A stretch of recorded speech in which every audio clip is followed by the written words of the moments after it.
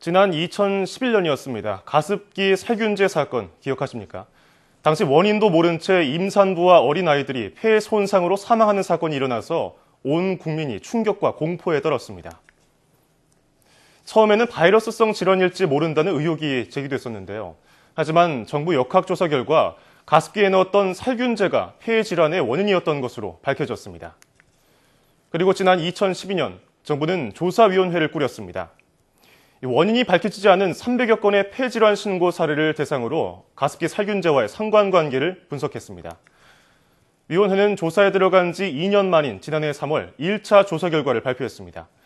신고가 접수됐던 361건 가운데 가습기 살균제 피해가 확실한 사례는 127건, 가능성이 큰 사례는 41건으로 결론 내렸습니다.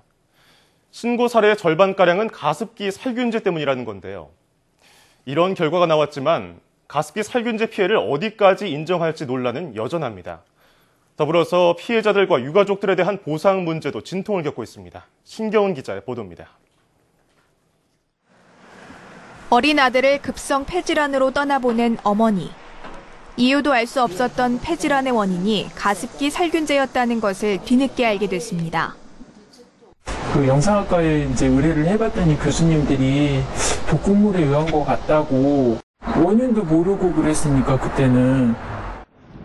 환경부는 지난달 가습기 살균제 피해 사례에 대한 2차 조사 결과를 발표했습니다. 폐질환자 53명을 가습기 살균제 피해자로 추가 인정했습니다. 이로써 정부가 공식 인정한 가습기 살균제 피해자는 모두 221명입니다.